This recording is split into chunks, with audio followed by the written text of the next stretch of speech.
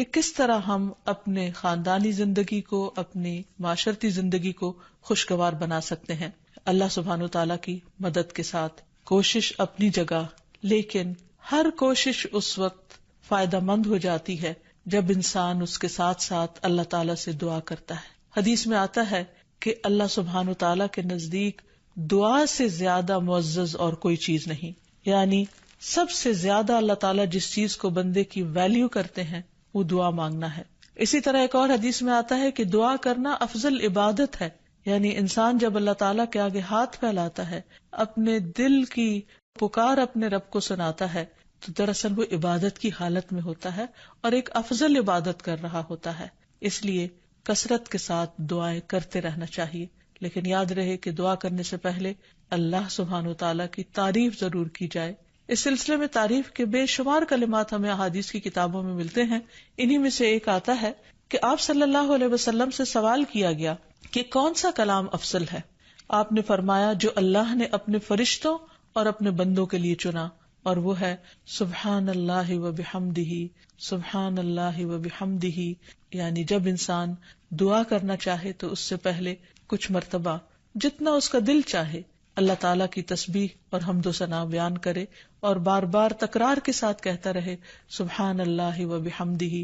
اس کے بعد درود شریف پڑھے جتنی دیر پڑھنا چاہے، اور پھر اس کے بعد اپنی حاجت اللہ سبحانہ وتعالیٰ کے سامنے رکھے تو انشاءاللہ اس کی پریشانی دور ہوگی. جہاں تک گھریلو پریشانیوں کا تعلق ہے تو اس میں ہم دیکھتے ہیں کہ ہر گھر کے اندر کوئی نہ کوئی چیز ایسی ہو جاتی ہے کہ جس سے باہمی تعلقات میں بدمزگی پیدا ہو جاتی ہے. بعض افراد کی طبیعت میں غصہ زیادہ ہوتا ہے، بعض لوگ جھگڑالو ہوتے ہیں، بعض لوگ شکی مزاج کے ہوتے ہیں، بعض لوگوں کو اونچا بولنے کی عادت ہوتی ہے، بعض لوگ دوسروں کو مختلف باتوں پر زج کرتے رہتے ہیں، بعض لوگ اپنی ذمہ داریوں کو ٹھیک سے نہیں نبھاتے.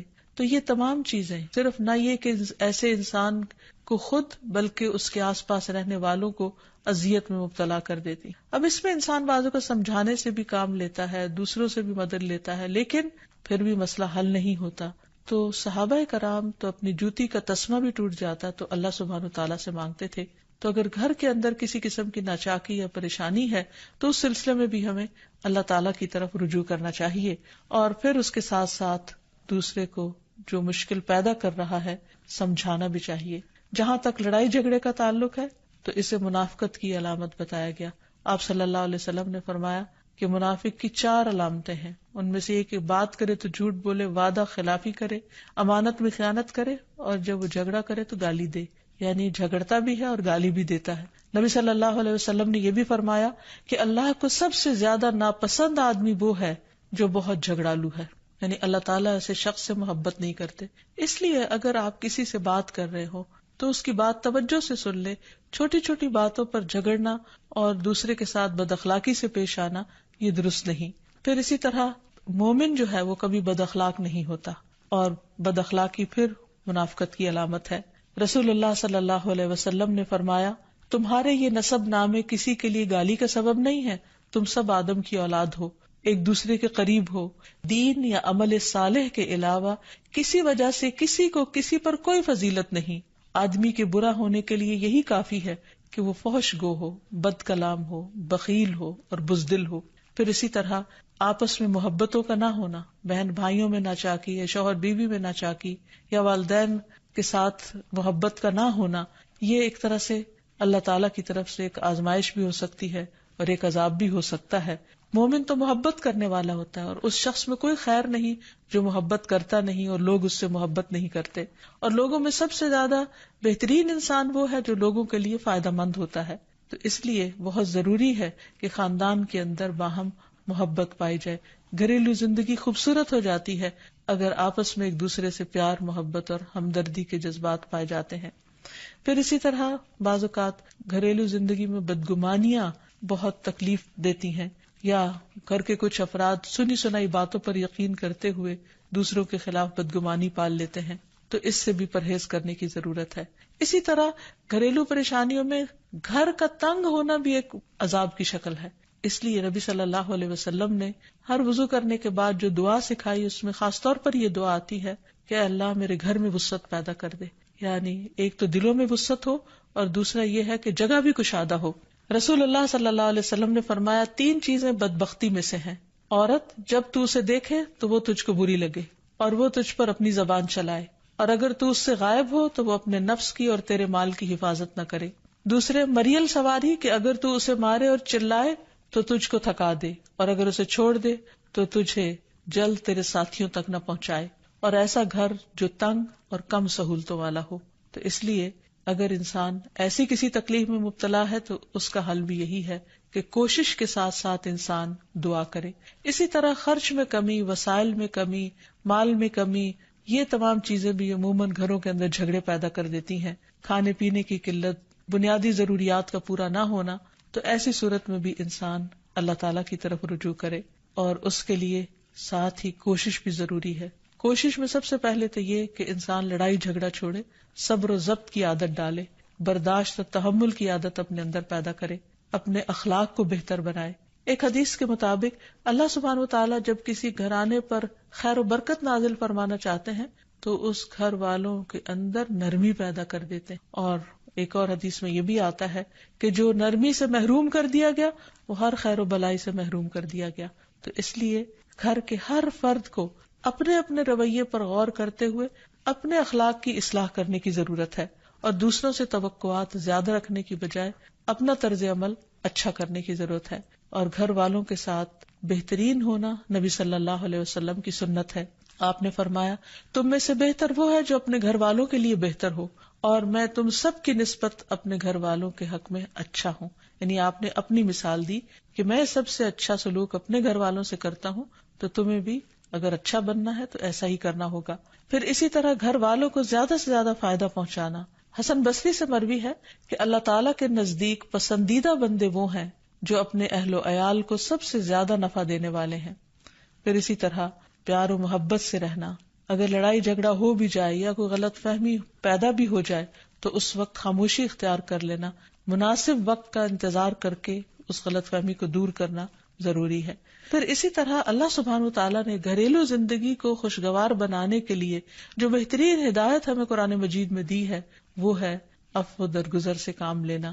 اللہ تعالیٰ فرماتے ہیں اے لوگو جو ایمان لائے ہو، بے شک تمہاری بیویوں اور تمہارے بچوں میں سے بعض تمہارے دشمن ہیں، سو ان سے ہوشیار رہو، اور اگر تم معاف کرو اور درگزر کرو اور بخش دو تو بے شک اللہ بے حد بخشنے والا نہایت رحم فرمانے والا ہے. تمہارے مال اور تمہاری اولاد تو محض ایک آزمائش ہے، اور جو اللہ کے پاس ہے وہ بہت بڑا اجر ہے. واللہ عندہ اجر عظیم، اور جو اللہ ہے اسی کے پاس بہت بڑا اجر ہے.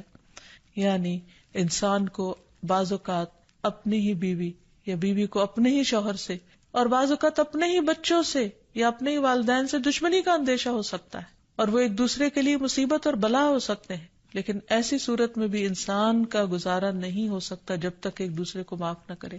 زندگی کی گاڑی نہیں چل سکتی جب تک انسان دوسروں کے قصور اور غلطیاں ان سے درگزر نہ کرے، کیونکہ ہر انسان کبھی غصے کی وجہ سے، کبھی جہالت کی وجہ سے، کبھی جلد بازی کی وجہ سے، کبھی لوگوں کے اکسانے پر اپنے پیاروں کے ساتھ زیادتیاں کر جاتا ہے. تو ایسی صورت میں انسان اگر چاہتا ہے کہ اس کی زندگی خوشگوار ہو تو اسے معاف کرتے رہنا چاہیے. نبی صلی اللہ علیہ وسلم کے اخلاق کے بارے میں جب پوچھا گیا تو حضرت عائشہ کہتی ہیں کہ آپ تان و تشنیع کرنے والے نہ تھے، یعنی تانے نہیں دیتے تھے، یعنی اگر کسی سے غلطی ہو جاتی تو اسے بار بار یاد نہیں کراتے تھے، فحش کام نہیں کرتے تھے، بازاروں میں چیخنے والے اور برائی کا بدلہ برائی سے دینے والے نہ تھے، بلکہ معاف کرنے والے اور درگزر کرنے والے تھے. اور حقیقت یہ ہے کہ جو جس کے جتنا قریب ہوتا ہے، جیسے گھر والے ہیں، اس کی غلطیاں اور اس کی کمزوریاں زیادہ سامنے آتی ہیں، اور پھر وہ ریپیٹڈلی سامنے آتی ہیں، بار بار سامنے آتی ہیں. تو ایسی صورت میں معاف کرنا بھی مشکل لگتا ہے، لیکن پھر بھی معاف کیے بغیر گزارا نہیں. پھر اسی طرح یہ ہے کہ انسان اگر ہمیشہ دوسروں کا حق ادا کرنے کی فکر کرے تو اس سے بھی بہت سے جھگڑے ختم ہو جاتے ہیں. شوہر اگر بیوی کو حق دینے والا ہو، بیوی خوشی سے شوہر کا حق دینے والی ہو، بہن بھائی ایک دوسرے کے اوپر قربانی کرنے والے ہوں، ایثار کرنے والے ہوں، تو ایسی صورت میں گھر کا ماحول بہت خوشگوار ہو سکتا ہے. عورت کے بارے میں فرمایا نبی صلی اللہ علیہ وسلم نے کہ عورت اس وقت تک ایمان کی حلاوت نہیں پا سکتی جب تک کہ وہ اپنے شوہر کا حق ادا نہیں کرتی. اسی طرح شوہر کے لیے نبی صلی اللہ علیہ وسلم کا یہ اسوہ حسنہ بہترین ہے کہ آپ صلی اللہ علیہ وسلم اپنے گھر ہوتے ہوئے اپنے گھر والوں کے کام کاج میں ہاتھ بٹایا کرتے تھے. ان کی خدمت کیا کرتے تھے. جب نماز کا وقت ہوتا تو فوراً نماز کے لیے تشریف لے جاتے. آپ اپنے چھوٹے چھوٹے کام خود کر لیا کرتے تھے. یعنی اس سے بھی یہ پتہ چلتا ہے کہ خوشگوار گھریلو تعلقات میں دوسرے پر بوجھ نہ بننا ایک بہت اہم نقطہ ہے. کیونکہ اگر ہر انسان اپنی ذمہ داری خود لے لے تو دوسروں کے لیے وہ خوشگوار ہو جاتا ہے. پھر اسی طرح گھر والوں کو اگر کوئی غم، تکلیف یا پریشانی ہو تو اس موقع پر اپنے اختلافات کو بھول کر ان کی مدد کرنا، ان کی کیئر کرنا اور ان کی دلجوئی کرنا یہ بھی بہت ضروری ہے. اور حتی الوسع گھر کا ماحول خوشگوار رکھنا چاہیے، ایک دوسرے کا احساس کرتے ہوئے اور ایک دوسرے کے کاموں میں عیب نہ نکالتے ہوئے اور ایک دوسرے کو اپریشیٹ کرتے ہوئے، ایک دوسرے کی اچھی خوبیوں کو اور اچھی باتوں کی تعریف کرتے ہوئے، اور اسی طرح بعض اوقات اپنی خواہشات کو پیچھے کرتے ہوئے. کیونکہ اگر ہر انسان یہ چاہے کہ زندگی اس کے مطابق، کیونکہ اگر ہر انسان یہ چاہتا ہو کہ ہر کام گھر میں اس کی مرضی کے مطابق ہو تو یہ ممکن نہیں. بہت سے گھروں میں ساس بہو کا جھگڑا کس بنا پر ہوتا ہے، یا آپس میں قریبی رشتوں کا جھگڑا اور فتنہ فساد کس وجہ سے ہوتا ہے؟ کیونکہ ہر شخص یہ چاہتا ہے کہ گھر کا نظام اس کی مرضی کے مطابق ہو، حالانکہ ایسا ہونا ممکن نہیں. تو اس لیے ہر انسان کو اپنی رائے بھی دینی چاہیے، لیکن دوسروں کی رائے کا بھی احترام کرنا چاہیے. اپنی ضرورت بھی پوری کرنی چاہیے، لیکن اس کے ساتھ ساتھ دوسروں کی ضروریات کا بھی خیال کرنا چاہیے. پھر اسی طرح بہت سے معاملات میں قناعت اختیار کرنی چاہیے، کیونکہ یہ زندگی بذات خود ایک امتحان ہے اور اصل عیش و عشرت کی جگہ جنت ہے، دنیا نہیں، یا دنیا کا گھر نہیں. تو اس لیے ضروری ہے کہ مشکل حالات میں انسان اپنے عزیزوں کا، پیاروں کا، گھر والوں کا ساتھ دے، ان کی مدد کرے. مثلا شوہر کے اگر معاشی حالات تنگ ہیں تو بیوی ناجائز مطالبات نہ کرے. اسی طرح اگر بیوی بیمار ہے تو شوہر اس سے بہت زیادہ گھر کے کام کا مطالبہ نہ کرے. تو ایک دوسرے کے حالات کی رعایت کرتے ہوئے اگر انسان ایک دوسرے سے توقعات رکھے تو اس سے بھی حالات بہت خوشگوار ہو سکتے ہیں. اور پھر یہ کہ ہمیشہ دوسروں کی چھوٹی چھوٹی ایفرٹ پر ان کے لیے شکر گزاری کے جذبات ہونے چاہیے. مثلاً اگر کوئی آپ کو گھر میں پانی پلا دے تو آپ اس پر بھی شکریہ بولیں. ہم عام طور پر اگر گھر سے باہر کہیں ہوتے ہیں اور کوئی ہمارے ساتھ تھوڑے سا بھی احسان کا معاملہ کرے تو ہم اس کے احسان کو مانتے ہیں، لیکن گھر والوں کا احسان ماننا ایک مشکل کام لگتا ہے. تو اس لیے اگر ہم چاہتے ہیں کہ گھریلو زندگی خوشگوار ہو تو اس میں گھر والوں کے احسان کو بھی ماننا ضروری ہے. اور پھر چھوٹی چھوٹی اذیتوں کو بہت مینشن نہیں کرنا چاہیے، ان کا ذکر نہیں کرنا چاہیے، ان پر صبر کرنا چاہیے. تو جو شخص شکر اور صبر سے کام لیتا ہے اس کی زندگی لازماً خوشگوار ہوتی ہے. لیکن اس کے باوجود بھی اگر گھریلو زندگی میں تنگی ہو، تکلیف ہو، آپس کی ناچاکی ہو، دشمنی ہو، پریشانی ہو، بہت بے چینی ہو، تو پھر اللہ سبحانہ وتعالی ہی کی طرف رجوع کرنا چاہیے. کیونکہ قرآن مجید میں آتا ہے وَإِن يُرِدْكَ بِخَيْرٍ فَلَا رَادَّ لِفَضْلِهِ يُصِيبُ بِهِ مَن يَشَاءُ مِنْ عِبَادِهِ وَهُوَ الْغَفُورُ الرَّحِيمُ. اور اگر اللہ تمہیں کوئی تکلیف پہنچانا چاہے تو اس کے سوا کوئی اسے دور کرنے والا نہیں، اور تجھ سے کوئی بھلائی کرنا چاہے تو کوئی اسے ٹالنے والا نہیں. وہ اپنے بندوں میں سے جسے چاہے فضل سے نوازتا ہے اور وہ بخشنے والا اور رحم کرنے والا ہے.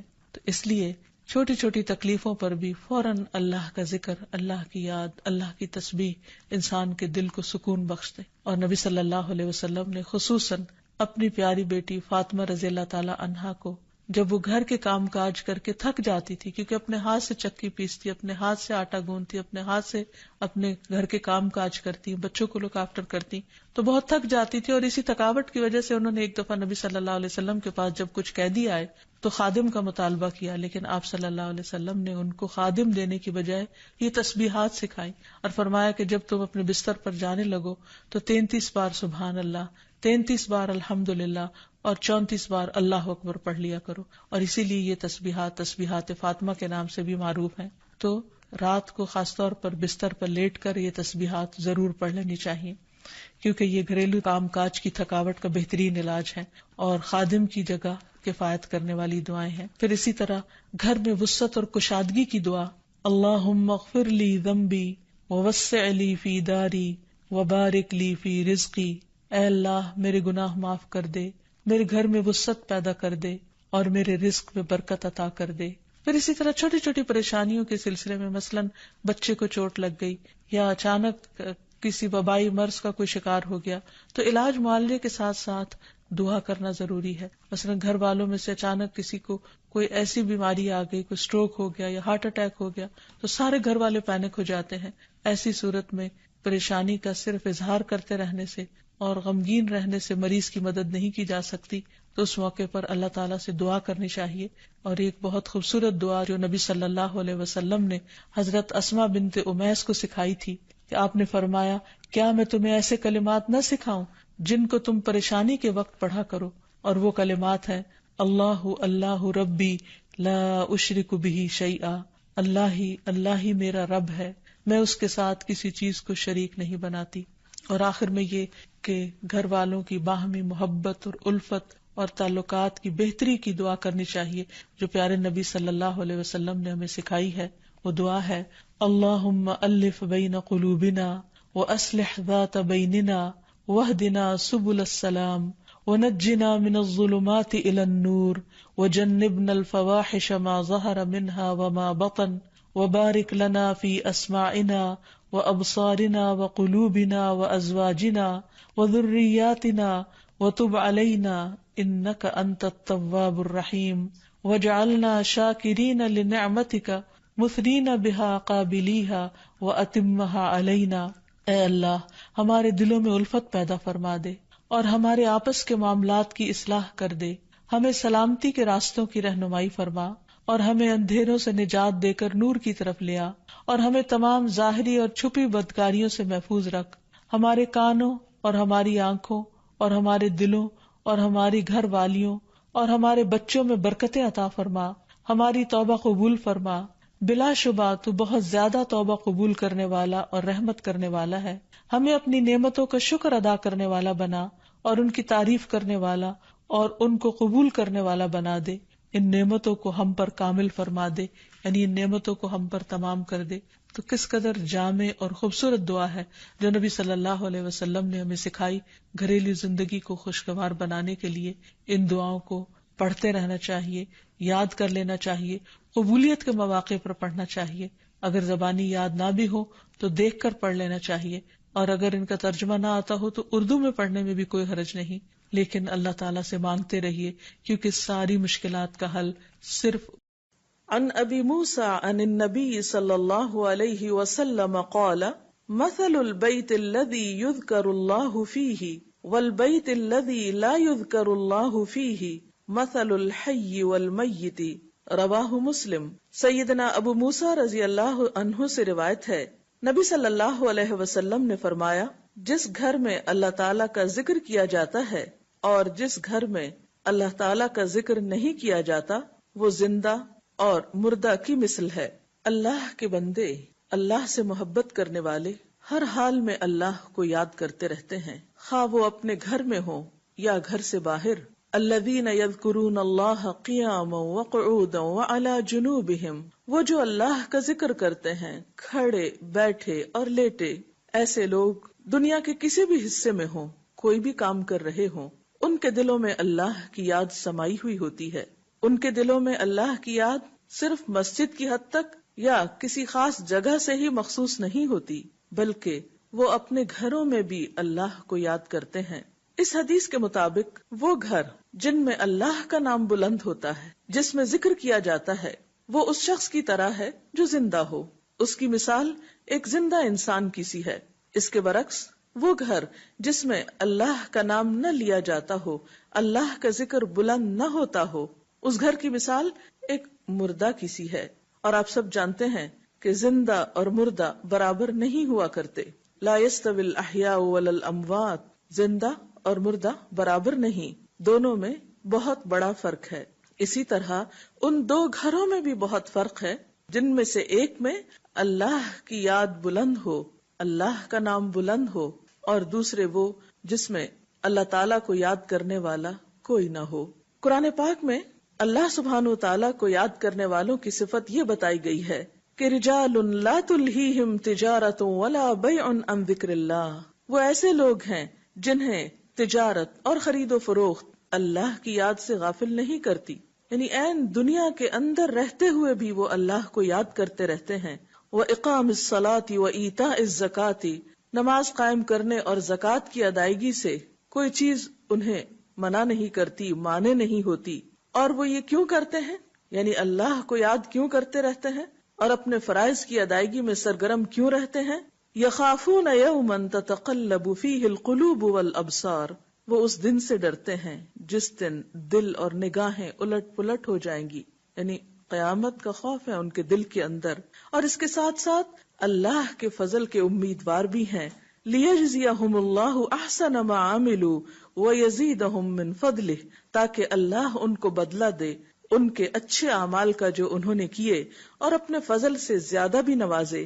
واللہ یرزق من یشاء بغیر حساب، اور اللہ اپنے رزق میں سے جسے چاہتا ہے بے حساب عطا کر دیتا ہے.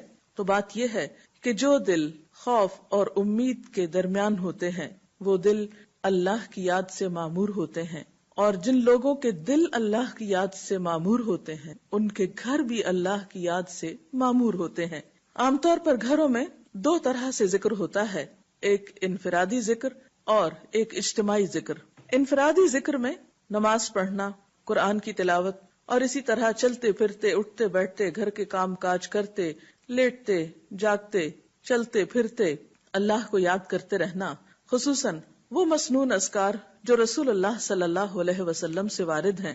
اور دوسری قسم اجتماعی ذکر کی ہے کہ کسی ایک گھر میں مختلف لوگ جمع ہو کر یا اہل خانہ ہی جمع ہو کر اکٹھے بیٹھ کر اللہ کو یاد کریں. اور اس سے مراد کسی خاص قسم کا وظیفے کا ورد ہی نہیں، بلکہ اللہ تعالیٰ کی یاد کے مختلف طریقے ہو سکتے ہیں. اللہ تعالیٰ کی معرفت حاصل کرنے، علم سیکھنے اور جاننے کے جو حلقات ہیں وہ بھی اللہ ہی کے ذکر اور اللہ ہی کی یاد کی طرف انسان کو راغب کرتے ہیں. قرآن پاک میں خاص طور پر ازواج مطہرات کو یہ حکم دیا گیا، وَاذْكُرْنَ مَا يُتْلَى فِي بُيُوتِكُنَّ مِنْ آيَاتِ اللَّهِ وَالْحِكْمَةِ، اور ذکر کرتی رہو، یاد کرتی رہو جو تمہارے گھروں میں پڑھی جاتی ہیں اللہ کی آیات اور حکمت کی باتیں. یعنی ازواج مطہرات رسول اللہ صلی اللہ علیہ وسلم کے گھر میں قرآن پاک اور حکمت کی باتوں کا ذکر کریں، یعنی انہیں آپس میں بھی سیکھیں سکھائیں اور دوسروں کو سکھانے کا بھی انتظام فرمائیں. تو گویا ذکر کی مجالس سے مراد تسبیحات وغیرہ کرنا بھی ہو سکتا ہے، اور علم کی مجالس بھی ہیں، اور خصوصاً ایسے علم کی مجالس جن کے ذریعے انسان کے ایمان میں اضافہ ہو، اللہ تعالیٰ سے تعلق مضبوط ہو. قرآن پاک میں اللہ تعالیٰ نے اہل ایمان کو خصوصی طور پر تنبیہ فرمائی، تلقین فرمائی، یا ایھا الذین آمنوا لا تلہکم اموالکم واولادکم عن ذکر اللہ، اے لوگو جو ایمان لائے ہو، تمہارے مال اور تمہاری اولادیں تمہیں اللہ کے ذکر سے غافل نہ کریں. ومن یفعل ذلک فاولئک ھم الخاسرون، اور جو ایسا کریں گے وہی لوگ دراصل خسارہ پانے والے ہیں، نقصان اٹھانے والے ہیں.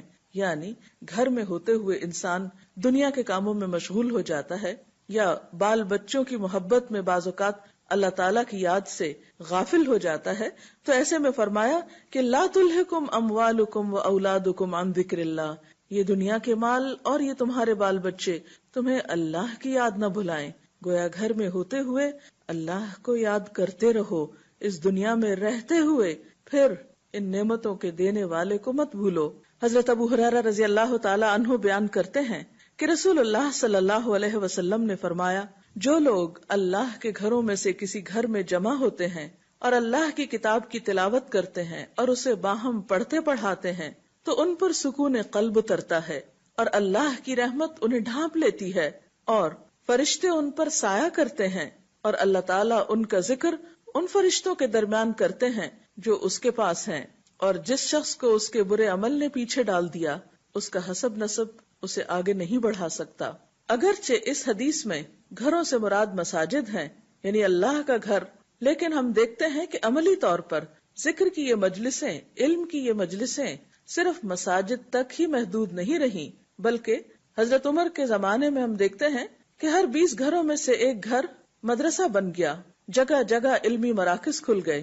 اور مسلمان ہونے کا مطلب تھا پڑھا لکھا ہونا، جاننے والا ہونا، کیونکہ قرآن پاک میں واضح طور پر بتا دیا گیا کہ قل هل يستوي الذين يعلمون والذين لا يعلمون، کہیے کہ کیا برابر ہو سکتے ہیں وہ لوگ جو علم رکھتے ہیں اور وہ جو علم نہیں رکھتے.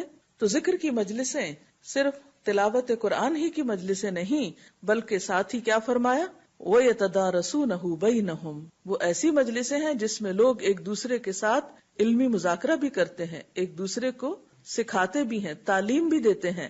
اسی طرح ایک اور روایت میں آتا ہے کہ صحابہ کرام صبح کی نماز کے بعد حلقہ بنا کر بیٹھ جاتے، قرآن پڑھتے، فرائض اور سنن سیکھتے اور اللہ کو یاد کرتے۔ اسی طرح آپ صلی اللہ علیہ وسلم جب مختلف گھروں کے پاس سے گزرتے تو ان میں سے قرآن کی تلاوت کی آوازیں بلند ہو رہی ہوتی۔ آپ مختلف لوگوں کے گھروں کو ان کے اندر کے قرآن پڑھنے والوں کی آوازوں سے پہچانا کرتے تھے۔ پھر اسی طرح اکٹھے بیٹھ کر ذکر کرنے کی ایک اور جگہ پر بھی فضیلت آئی ہے۔ رسول اللہ صلی اللہ علیہ وسلم نے فرمایا، اگر میں ایسے لوگوں کے پاس بیٹھوں جو صبح کی نماز سے لے کر طلوع آفتاب تک اللہ کا ذکر کرتے ہیں تو یہ مجھے اس بات سے زیادہ عزیز ہے کہ میں اسماعیل علیہ السلام کی اولاد میں سے 4 غلام آزاد کروں، اور اگر میں ان لوگوں کے پاس بیٹھوں جو عصر کی نماز سے لے کر غروب آفتاب تک اللہ کا ذکر کرتے ہیں تو یہ مجھے اس سے زیادہ عزیز ہے کہ میں 4 غلام آزاد کروں۔ تو اس سے پتہ چلتا ہے کہ اکیلے اکیلے ذکر کرنے کے علاوہ مل جل کر ذکر کرنا بھی باعث تسکین ہے، باعث رحمت ہے، اور انسان کے لیے ایک بہت بڑی سپورٹ بنتا ہے۔ آپ صلی اللہ علیہ وسلم نے خاص طور پر گھروں کی طرف متوجہ کرتے ہوئے فرمایا، اپنے گھروں کو قبرستان مت بناؤ، کیونکہ شیطان اس گھر سے بھاگ جاتا ہے جس میں سورۃ البقرہ پڑھی جاتی ہے۔ ایک اور جگہ پر آپ نے فرمایا کہ جس شخص نے 10 آیات کے ساتھ قیام کیا یعنی رات کی نماز پڑھی وہ غافلوں میں نہیں لکھا جائے گا، اور جس نے 100 آیات کے ساتھ قیام کیا وہ فرما برداروں میں لکھ دیا جائے گا، اور جس نے 1000 آیات کے ساتھ قیام کیا تو وہ ان لوگوں میں لکھا جائے گا جو بہت زیادہ ثواب جمع کرتے ہیں۔ پھر اسی طرح ہم دیکھتے ہیں کہ رسول اللہ صلی اللہ علیہ وسلم فرض نماز مسجد میں ادا کیا کرتے تھے لیکن نوافل گھر میں ادا کیا کرتے تھے، تاکہ گھروں کے اندر بھی اللہ کے ذکر، اس کی یاد اور عبادت کی وجہ سے برکت ہو۔ تو ہم سب کو بھی چاہیے کہ ہم اپنے اپنے گھروں میں اللہ تعالیٰ کی عبادت کا خاص اہتمام کریں، بڑوں کے علاوہ بچوں کو، اہل خاندان کو، رشتہ داروں کو کبھی کبھار جمع کریں، مل جل کر اللہ کی باتیں کریں، اللہ کا ذکر کریں، تاکہ گھروں کے اندر رحمت اور برکت ہو۔ اور یہ بھی یاد رکھیے کہ جب اکٹھے بیٹھ کر ذکر کیا جاتا ہے تو اللہ تعالیٰ ایسے لوگوں کا ذکر اپنے پاس کے فرشتوں کے پاس کرتے ہیں۔ انفرادی ذکر کے علاوہ گھروں کے اندر دینی مجالس ہونی چاہیے، سب اہل خانہ خود مل جل کر بیٹھ سکتے ہیں، دیگر قریبی رشتہ داروں کو بلا سکتے ہیں، ہمسایوں کو اکٹھا کر سکتے ہیں، کیونکہ قدرتی بات ہے کہ جب انسان ایک مجلس میں اکٹھے ہو کر مل جل کر کوئی کام کرتا ہے تو اس کی اپنی ہی ایک خاص رحمت اور برکت ہوتی ہے۔ تو اللہ تعالیٰ سے دعا ہے کہ وہ اپنی یاد سے ہمارے دلوں کو آباد رکھے۔ اس سلسلے میں اگر آپ کے ذہن میں کوئی سوال ہے تو آپ کر سکتے ہیں۔ جیسا کہ ابھی آپ نے فرمایا کہ قرآن پاک میں ازواج مطہرات کو اس بات کا حکم دیا گیا تھا کہ وہ اپنے گھروں میں قرآن اور حکمت کی تعلیم کا بندوبست کریں، آپ کیا سمجھتی ہیں کہ ہمارے معاشرے میں ایک جو گھریلو خاتون ہے جس کے پاس اپنے گھر کے کام کاج کے بعد فارغ وقت بہت سارا بچتا ہے، اور جیسے کہ ہم سب بخوبی جانتے ہیں کہ اس فارغ وقت کو استعمال کرنے کے لیے مختلف قسم کی ایکٹیویٹیز خواتین کرتی ہیں، تو اس حدیث کے حوالے سے آپ کیا سمجھتی ہیں کہ اس فارغ وقت کا ایک بہترین استعمال کیسے ہو سکتا ہے؟ آپ نے ایک اہم پہلو کی طرف توجہ مبذول کرائی ہے۔ ہم دیکھتے ہیں کہ خواتین کا ایک بڑا وقت گھروں پر گزرتا ہے، یا گھر کی مالک جو ہے وہ خاتون ہی شمار ہوتی ہے، تو گھروں کو آباد کرنے میں اور خاص طور پر اللہ کے ذکر سے ان کو آباد کرنے میں خواتین کا ایک بہت بڑا رول ہو سکتا ہے۔ جیسے کہ ہم دیکھتے ہیں کہ اللہ تعالیٰ خاص طور پر گھروں کا ذکر کر کے ازواج مطہرات کو متوجہ فرماتے ہیں کہ وَاذْكُرْنَ مَا يُتْلَى فِي بُيُوتِكُنَّ، اس چیز کا ذکر کرو، یعنی اس کو عام کرو جو تمہارے گھروں میں پڑھی جاتی۔ اللہ کے رسول صلی اللہ علیہ وسلم کا گھر ہے اور اس میں ایک آباد گھر ہے، رات کا ایک بڑا حصہ آپ صلی اللہ علیہ وسلم عبادت میں گزارتے ہیں، قرآن پاک کی تلاوت کرتے ہیں، جبریل امین وہاں اترتے ہیں، وہی نازل ہوتی ہے اور لوگ آپ کے پاس سیکھنے کے لیے آتے ہیں۔ لیکن اس کے باوجود، اور جیسا کہ ہم نے ابھی دیکھا کہ آپ صلی اللہ علیہ وسلم اپنے نوافل دن کو بھی اور سنتیں وغیرہ بھی بعض اوقات گھر میں ادا کیا کرتے تھے، لیکن اس کے باوجود آپ دیکھیے کہ ازواج مطہرات کو متوجہ کیا گیا، تم بھی اس چیز کا ذکر کرو۔ تو اس سے پتہ چلتا ہے کہ یہ ذمہ داری یعنی صرف مردوں کی نہیں، یا ذکر کرنا صرف مردوں کا کام نہیں، بلکہ عورتوں پر بھی ایکولی اس بات کی رسپانسبلٹی، اور خصوصاً گھروں کے اعتبار سے کہ وہ اپنے گھر کو صرف اچھے فرنیچر سے ہی ڈیکوریٹ نہیں کریں، وہ گھر کو صرف اچھے کھانوں سے ہی معمور نہیں کریں، بلکہ اس کے برعکس جہاں دنیاوی چیزوں کا وہ خیال رکھتی ہیں وہاں وہ اس بات کو بھی میک شور کریں، اس بات کی بھی یقین دہانی کرائیں کہ ان کے گھر اللہ کی یاد سے آباد ہیں، کیونکہ حدیث بہت واضح ہے کہ جس گھر میں اللہ کی یاد نہیں ہے وہ گھر ایک مردہ گھر ہے، اجڑا ہوا ویران گھر ہے۔ اور واقعی بعض اوقات ایسا محسوس ہوتا ہے، کچھ گھروں میں ایک وحشت سی ہوتی ہے، ایک بے سکونی کی سی کیفیت ہوتی ہے، ایک اداسی کی سی کیفیت ہوتی ہے، اور اس کی ایک بڑی وجہ اللہ کی یاد کا نہ ہونا ہے، کیونکہ یہ ساری کائنات، اس کی ہر ایک چیز اللہ کا ذکر کرتی ہے۔ قرآن پاک میں آتا ہے وَإِن مِّن شَيْءٍ إِلَّا يُسَبِّحُ بِحَمْدِهِ وَلَٰكِن لَّا تَفْقَهُونَ تَسْبِيحَهُمْ، کوئی چیز ایسی نہیں کہ جو اللہ کی تسبیح نہ کرتی ہو مگر تم ان کی تسبیح کو نہیں سمجھتے۔ تو اگر کائنات کی ہر چیز اللہ کو یاد کر رہی، اللہ کی تسبیح بیان کرتی، اور انسان اگر اللہ کو یاد نہیں کرتا تو اس انسان کے پھر دل کا عالم کیا ہوگا؟ حدیث میں آتا ہے کہ وہ دل جس میں قرآن کا کچھ حصہ نہ ہو وہ اجڑے ہوئے گھر کی طرح، اور وہ گھر جس کے اندر اللہ کا ذکر نہ ہو وہ بھی مردہ کی طرح ہے، اجڑا ہوا ہے۔ تو اس لیے بے حد ضروری ہے کہ ہماری خواتین جہاں دنیا کے اور بہت سے کام کرتی ہیں وہاں خصوصی طور پر اپنی ذاتی عبادات میں بھی اور پھر اجتماعی طور پر اپنے بچوں کے ساتھ ایک کوالٹی ٹائم میں بھی ضرور اللہ کا ذکر کریں، سٹوری ٹیلنگ کے ذریعے، اچھی اچھی باتیں بتانے کے ذریعے، قرآن پڑھانے کے ذریعے۔ ہم دیکھتے ہیں کہ مسلمان امت میں یہ روایت بہت قدیم زمانے سے چلی آ رہی ہے کہ خواتین محلے بھر کے بچوں کو قرآن کی تعلیم، یعنی ناظرہ قرآن کی تعلیم عام طور پر دیا کرتی تھی، اور اس کو ایک سوشل ورک سمجھا جاتا تھا اور ایک اچھی ایکٹیویٹی، یعنی ایک ہیلدی ایکٹیویٹی اس کو شمار کیا جاتا تھا، کیونکہ عموماً جب خواتین کے پاس کوئی پڑھنے پڑھانے کا کام نہیں ہوتا تو بعض اوقات آپس ہی کے جھگڑے، گھر میں ساس بہو کا جھگڑا ہو رہا ہے، رشتہ داروں کی آپس میں انبن چل رہی ہے، اور گھروں میں جو بے سکونی ہے، ادھر ناراضگی ادھر ناراضگی، ان سب جھگڑوں کا علاج بھی یہ ہے کہ ایسی محفلوں کا قیام ہو کہ جس سے انسانی روح، انسانی ذہن کو جلا ملے اور یہ دنیا اور آخرت دونوں پرسکون ہو۔ آپ اگر کچھ کہنا چاہیں۔ جیسا کہ نبی اکرم صلی اللہ علیہ وسلم کی اس خوبصورت حدیث سے ہمیں پتہ چلتا ہے کہ گھروں میں بھی اللہ کا ذکر ہونا ضروری ہے، اور آپ نے اس کی ایکسپلینیشن میں فرمایا کہ اٹھتے بیٹھتے اور سوتے جاگتے، تو اس ذکر کے لیے وضو ضروری ہے یا بغیر وضو کے بھی ذکر ہو سکتا ہے؟ جی ہاں، جہاں ذکر کی بات ہوتی ہے، اللہ کی یاد کی بات ہوتی ہے، تو عموماً یہ سوال کیا جاتا ہے کہ کیا ذکر کے لیے باوضو ہونا ضروری ہے؟ تو بات یہ ہے کہ نماز کے لیے تو وضو شرط ہے، لیکن تسبیح پڑھنے کے لیے، درود شریف پڑھنے کے لیے، عام ذکر کرنے کے لیے، استغفار پڑھنے کے لیے وضو کا ہونا شرط نہیں ہے۔ جیسے کہ اس آیت میں بھی سورۃ آل عمران کے آخر میں جو آتی ہیں آیات، ان میں سے ایک آیت میں آتا ہے الذین یذکرون اللہ قیاما وقعودا وعلی جنوبہم، وہ اللہ کو یاد کرتے ہیں کھڑے بیٹھے اور لیٹے۔ اب اگر ایک شخص لیٹا ہوا ہے، مثلا رات کو سو رہا ہے اور سوتے سوتے اس کی آنکھ کھل جاتی، تو اس وقت کے لیے بھی نبی صلی اللہ علیہ وسلم نے ہمیں دعا سکھائی ہے، اگر خواب برا آئی یا کچھ بھی، تو ایسے مواقع پر انسان جب اللہ کا ذکر کرے گا تو یہ تو نہیں کہ پہلے آنکھ کھلی ہے اور پھر پہلے جائے اور وضو کر کے اور پھر لیٹ کر وہ ذکر شروع کرے، نہیں، وہ اس حال میں بھی ذکر کر سکتا ہے۔ نبی صلی اللہ علیہ وسلم کے بارے میں آتا ہے کان یذکر اللہ فی کل احیانہ، کہ آپ اللہ کو ہر حال میں یاد کیا کرتے تھے۔ تو اللہ کی یاد ہمارے دل میں بھی ہے، زبان پر بھی ہونی چاہیے، اور اس کے لیے کچھ شرط نہیں کہ ایک خاص انداز میں، ایک خاص کونے میں ہم باوضو کر بیٹھیں یا کسی کمرے میں اندھیرا کر لیں تو ہی ہم ذکر کریں۔ ہم این دنیا کا کام کرتے ہوئے بھی اللہ کو یاد کر سکتے ہیں اور اس میں کوئی چیز بھی رکاوٹ نہیں بنتی۔ ایک اور پہلو پر میں چاہوں گی کہ آپ روشنی ڈالیں۔ حدیث میں گھر کا ذکر کیا گیا ہے کہ جس گھر میں اللہ کا ذکر کیا جاتا ہے، تو یہ فرمائیے گا کہ کیا اس ذکر کرنے کے اجتماعی اثرات معاشرے پر بھی مرتب ہوتے ہیں؟ جی ہاں، اصل میں دیکھا جائے تو گھر ایک اکائی ہے اس بڑے یونٹ کی جس کو ہم معاشرہ کہتے ہیں۔ تو جب انڈیویجول لیول پر ذکر ہوگا، جب گھروں کے اندر اللہ کی یاد ہوگی تو اس گھر کے اندر ایک خاص برکت ہوگی، اس گھر کے اندر ایک خاص طرح کی تربیت ہوگی، ایک روحانیت ہوگی۔ اس تربیت اور روحانیت کے ساتھ جب افراد معاشرے میں آ کر مختلف جگہوں پر اکٹھے ہوں گے تو ان کے رویے بہتر ہوں گے، باہم ان کے تعلقات اچھے ہوں گے۔